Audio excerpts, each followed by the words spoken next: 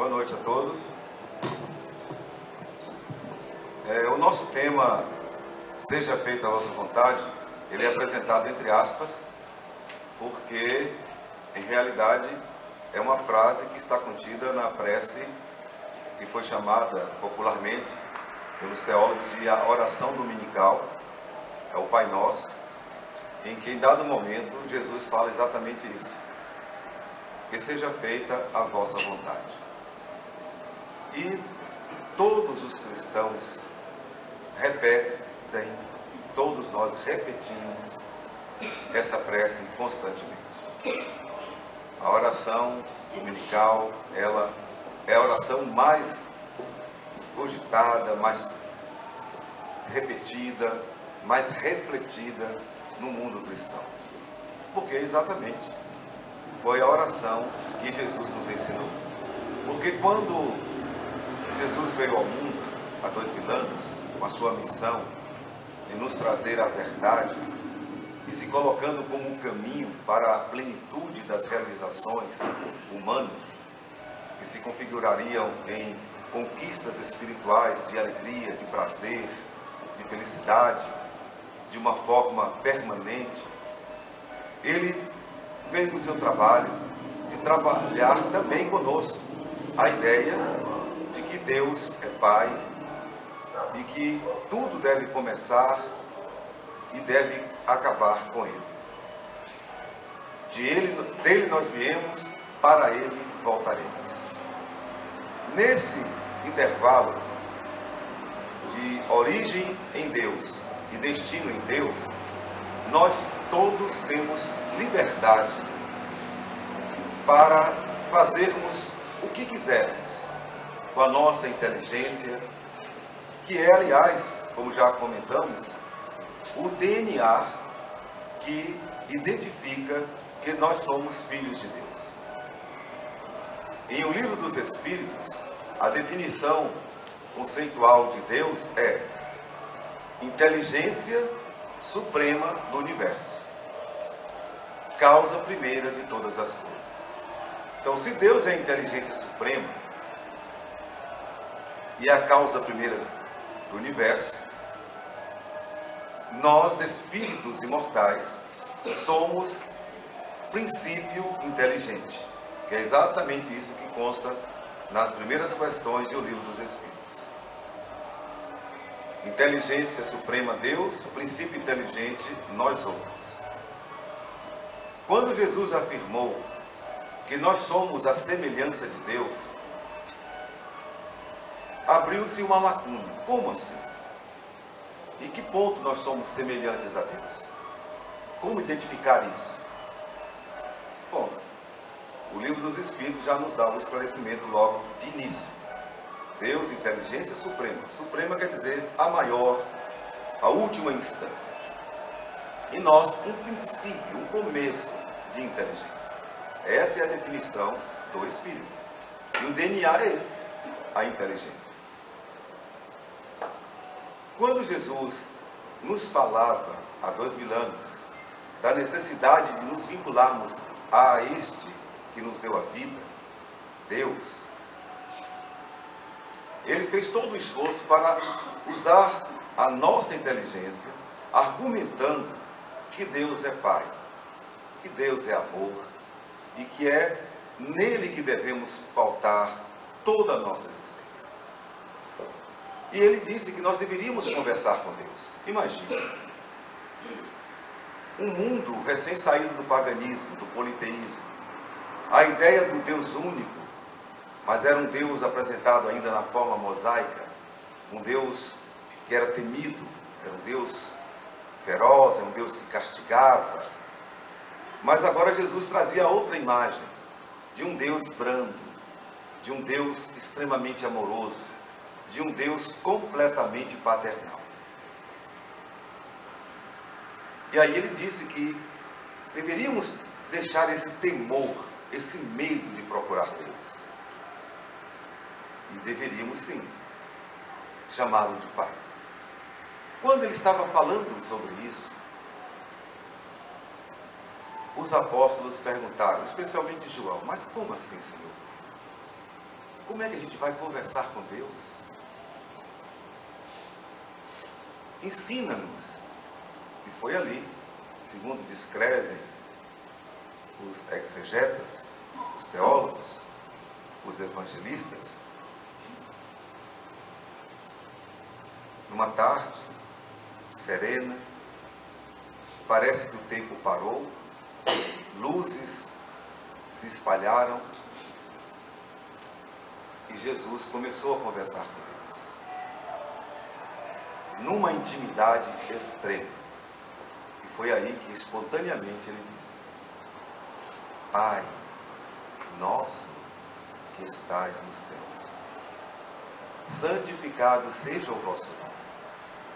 Venha a nós o vosso reino e seja feita a vossa vontade, assim na terra como no céu. Vamos nos deter exatamente nesse ponto. Seja feita a vossa vontade. É o tema que nós escolhemos para a nossa reflexão. Quando a gente repete essa oração, a gente está dizendo tudo isso. E está dizendo que seja feita a vossa vontade. Mas o que parece é que a nossa voluptuosidade ainda é tão grande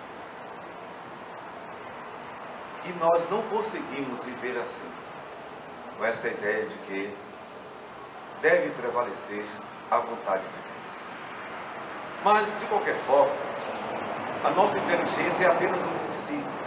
Ela está no processo de crescimento gradativo, de amadurecimento. Mas atualmente, depois de 2000 anos que Jesus nos colocou estas questões, nós estamos mais maduros para pensarmos um pouco melhor sobre estas coisas. E agora a gente pode tentar entender o que seja realmente a vontade de Deus. O que realmente seria agirmos conforme a vontade de Deus. Na relação pais e filhos, quando os filhos querem agradar seus pais biológicos, eles se esforçam para fazerem tudo de acordo com aquilo que os pais gostariam que fosse feito. Os pais determinam as regras, os princípios éticos, os valores da família e passam para os filhos. E ficam sequiosos que os filhos realmente façam aquilo que eles tinham pedido. E quando os filhos sentem a piedade filial, a amorosidade, quando começam a perceber a importância dos pais como anjos tutelares diretos das suas vidas, eles se esforçam para agirem como os pais gostariam.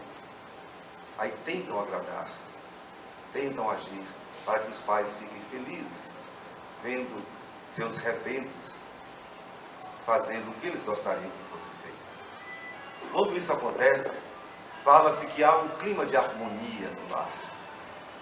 Os pais e os filhos se encontram verdadeiramente. Quando Jesus falava desse assunto e fazia essa analogia do pai terreno e o pai divino, ele notou que algumas pessoas ainda ficavam meio que desconfiadas deste Deus. E até então, como dissemos, eles deveriam temer e não amar. E Jesus disse: não tem mais a Deus. Ele é muito bom. Vejam, se vós, que sois homens maus, sabeis dar coisas boas aos vossos filhos, quem dirá Deus, que é toda bondade? Por acaso, quando vossos filhos lhes pedem pães e peixes, vós lhes entregais pedras? Não. Se vós sabeis dar coisas boas para os vossos filhos, Deus o fará mais ainda. E aí ficamos nós outros aqui neste meio termo. Somos um princípio inteligente, já amadurecemos, já atravessamos os reinos da natureza, filtramos nossa natureza no mundo mineral, no mundo vegetal, no mundo animal, até o mamífero superior entre os animais. Estagiamos pelo mundo do homem primata, do ser primitivo. Estamos agora na era do ser semi-civilizado, com uma bagagem, uma herança marcante dos tempos da animalidade, da selvageria, mas também apontando que já conseguimos perceber a nossa condição de seres divinos, já conseguimos nos sensibilizar, já conseguimos arrancar lágrimas sinceras que vêm do íntimo de nossas almas quando contemplamos a beleza do amor, quando contemplamos a beleza que se espraia em toda a natureza. Um quadro belíssimo nos encanta. Quanta sensibilidade se vê no ser humano atual. É que a nossa inteligência está se desenvolvendo. E aí ficamos assim. Diante de tudo isso que foi dito por Jesus, como é a nossa relação com o nosso Pai, que é Deus? Ali na expressão da prece, Jesus, em sinal de obediência total, disse: que seja feita a vossa vontade, assim na terra como no céu. É uma expressão que quer dizer na terra e no céu, em qualquer quadrante do universo. Onde quer que esteja a criatura, em relação ao universo físico ou em relação ao universo do seu próprio mundo interior, já que cada um estagia no momento próprio, porque dois corpos não ocupam o mesmo lugar no espaço. Cada um vive um momento individualizado, cada um vive a sua própria história. Por mais que nos unamos, que nos aproximemos, mas cada um estagia no seu momento próprio. E aí, como é que está a nossa relação com esse Pai? Quando a gente repete a oração do Pai Nosso, e essa frase vem inserida, pensemos, o que seria isso? O que seria fazer a vontade do Pai, assim na terra como no céu? A doutrina espírita, através de O Livro dos Espíritos, no livro 3º, já que o Livro dos Espíritos, na realidade, são 4 livros, é um compêndio de 4 livros inseridos num só. No seu 3º livro, que trata das leis divinas ou leis morais, ali os Espíritos fizeram um esforço para que percebêssemos quais são as vontades de Deus.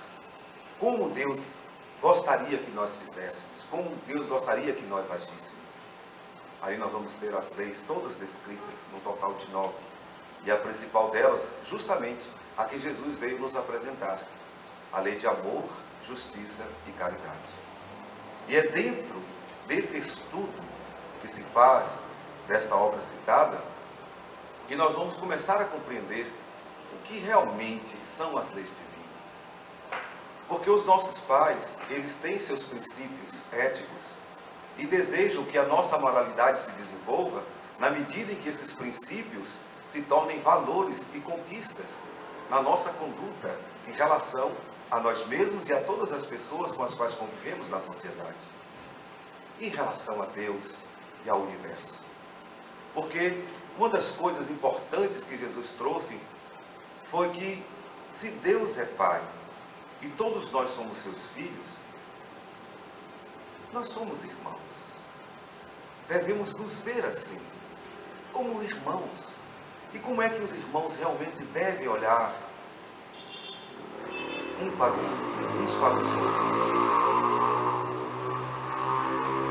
O mundo atual, de forma estarrecedora, nos revela as guerras fratricidas.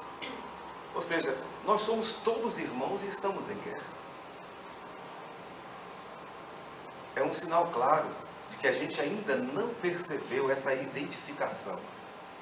Que nós somos filhos de um mesmo Pai, componentes da mesma família, e estamos todos vinculados pela lei universal da fraternidade. Porque quando Jesus falou do amor, ele falou do amor fraternal. Esta forma de ver o outro de maneira carinhosa. E aí voltamos à expressão da oração dominical, que seja feita a vossa vontade. Pensemos um pouco, então, como seria isso? Como é que nós realmente poderíamos agradar a Deus, nosso Pai? Porque quando Jesus mencionou o perdão das ofensas, ele descreveu que uma das formas de fazer Deus ficar feliz com qualquer um de nós, que seria até assim o sacrifício que nós poderíamos fazer, de quebrar o nosso orgulho e perdoarmos, ele observaria que esta postura seria algo que agradaria por demais ao nosso Pai. E ele coloca um pai biológico, um homem mau, como disse Jesus. Mau por quê? Porque ainda não somos bons. Nós somos um projeto de Deus em andamento. Estamos lutando, reencarnação após reencarnação, para nos aprimorarmos moral e intelectualmente. Então nós ainda não somos bons, embora tenhamos a intenção de ser. Por isso a expressão homens maus ainda cabe para nós nas faixas evolutivas em que nos encontramos atualmente. Mas aí ele coloca a nossa condição de homens maus. Como é que a gente lida com os nossos pais? Voltando a esta reflexão mais uma vez. E Jesus coloca uma coisa interessante. Qualquer mãe, qualquer pai, se observarem seus irmãos se desentendendo, vão ficar profundamente infelizes. Não existe coisa mais triste para um pai e uma mãe do que verem dois dos seus filhos inimigos. É uma tristeza profunda. Jesus usou também esta referência, esta analogia, para mostrar, em relação a Deus, que a melhor forma de agradá-lo seria isso. Seria nos perdoarmos constantemente. Porque, mesmo que a gente busque a Deus isoladamente, demonstre todo o nosso amor por Ele, mas ao mesmo tempo, se nós temos ressentimentos e mágoas dos nossos irmãos, porque perante Deus, verdadeiramente, nós somos uma mesma família, somos todos irmãos. Então, como é que esse Pai divino poderia ficar feliz vendo seus filhos se desentendendo? Claro que não ficar feliz, não pode ficar. Quando a síntese maior feita por Jesus da lei de amor foi apresentada daquela forma, amor a Deus acima de todas as coisas e ao nosso próximo como a nós mesmos, ele definiu o amor da forma mais real possível. E a forma mais real é esta: Deus acima de tudo. Voltemos a colocar a inflexão. Será que tudo o que a gente faz, a gente submete a esta reflexão? Se fosse Deus aqui no meu lugar, me vendo, Ele gostaria de ver a forma como eu estou agindo, como eu estou pensando, como eu estou falando? O primeiro crivo de agradabilidade a Deus seria esse. Uma reflexão silenciosa, constante. Simplesmente assim. E aí? Do jeito que eu estou, do jeito que eu faço, do jeito que eu penso, Deus está feliz comigo? Eu estou sendo agradável a Ele? Seria importante a gente anexar esse tipo de proposta para a nossa reforma íntima. Porque se a gente não conseguir a harmonização com Deus, o resto não virá.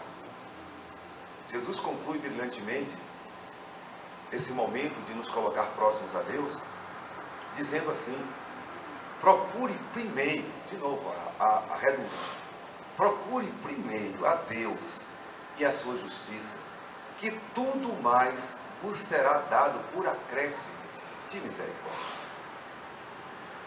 E todas as vezes que falamos desse assunto, a gente lembra aquelas frases que estão espalhadas em vários caminhões pelo mundo: sem Deus nem tente. Quantas e quantas vezes nós tentamos fazer coisas que não funcionam, que não dão certo? Será que a gente não parou para pensar assim, se isso não deu certo? Não deu certo por quê? Porque Deus não quis. Porque o homem propõe, diz a Bíblia, os textos antigos, e Deus dispõe. Nós podemos propor o que a gente quiser dentro da nossa liberdade que Ele nos concedeu. Tudo a gente pode propor. Mas se Ele não disponibilizar os recursos, a nossa proposta não vai se concluir. Outro dia, não muito tempo, eu ouvi uma expositora dizer de uma situação que aconteceu recentemente, de um pai de família que estava viajando em férias, voltando das férias. Começou a chover muito, estava anoitecendo, e a estrada estava ficando perigosa, mas ele conseguiu enxergar uma placa que dizia que havia um posto com restaurante a 2 quilômetros. Ele pensou, graças a Deus, a chuva está me impedindo a visão da estrada, e eu aqui com meus filhos, com minha esposa, correndo esse risco enorme, mas 2 quilômetros apenas, eu vou parar, vou descansar, esperar a chuva passar e seguir viagem, e assim minhas férias terminarão muito bem. E ele foi pensando dessa forma, até agradecendo a Deus, porque a chuva estava forte, o temporal estava intermitente, porém, 2 quilômetros estava a solução. Quando isso aconteceu, não levou 500 metros, o carro deu uma pane. E ele quase que sem visão da estrada, conseguiu a todo custo encostar à beira da estrada, e agora extremamente preocupado e revoltado. Como? Uma chuva daquela proporção já estava chegando no local para ter o socorro e salvaguardar sua família como um bom provedor que ele era, e o carro acha de parar logo ali. Ele saltou do carro com tanta raiva que chutou o carro, xingou o carro, bateu no carro, chutou tanto o carro que chegou a machucar o seu pé. O carro que sofreu, tudo de indignação, estava ali jogado na raiva sobre o veículo. Depois que ele fez isso, ele lembrou, olha, sabe de uma coisa, faltam 2 quilômetros, eu já andei um pouco, deve estar perto, eu vou lá a pé buscar socorro. Deve ter algum mecânico, nem que eu tome toda essa chuva, mas eu tenho que ir. Ele não andou 500 metros, havia uma ponte. Havia uma ponte. O rio encheu de tal forma que abriu uma cratera na estrada, levou ponte, levou tudo. Se não houvesse a pane, ele e a família toda estariam destruídos naquele processo estarrecedor. Naquele momento, ele chorou muito. A raiva agora era amor, era sentimento de culpa, era arrependimento, era agradecimento. Se ajoelhou, voltou e pediu perdão ao carro. Meu irmão, muito obrigado. E beijou tanto o carro, alisou naquelas partes que ele tinha batido. Aí chamou a família, abraçou a família e contou o que tinha acontecido. Eles choraram juntos. E foi assim. Quantas e quantas vezes nós choramos, e esse choro bem que caberia naquela frase, eu ouvia muitas vezes Glória, nossa companheira de trabalho, dizer, em determinadas lágrimas, outros chorarão com mais razão. Então nem sempre aquilo que nós achamos que é uma coisa ruim, nem sempre aquilo que nós tomamos como tragédia, como decepção, realmente é o que nós estamos pensando. Quando percebemos que tem uma coisa que não está funcionando, que não está dando certo, não vamos dar murros em pontas de faca, porque nós vamos nos machucar mais ainda. Vamos prestar atenção e vamos observar qual é a vontade de Deus. O que é que Ele está sinalizando? O que Ele está esperando que a gente faça? É isso, meus amigos. Estamos aí nesse momento de amadurecimento das nossas ideias, dos nossos pontos de vista como pessoas cristãs, espíritas. E um dos pontos que a gente tem que pensar muito é sobre isso. Quando a gente repetir a prece dominical, a gente vai fazer isso muitas vezes ainda, vamos lembrar dessa frase. Não vamos fazer a oração em vão, fazer por fazer. Seja feita a vossa vontade, assim na terra como no céu. E vamos tentar ouvir, sentir o que realmente Deus espera de nós. Porque a justiça de Deus é assim. Ela tarda, mas não falha. E aquilo que para nós pode ser uma coisa ruim, ao contrário, é Deus agindo para nos proteger. Sejamos mais cautelosos e menos rebeldes e confiemos mais na bondade de Deus. Muito obrigado a todos pela respeitosa atenção.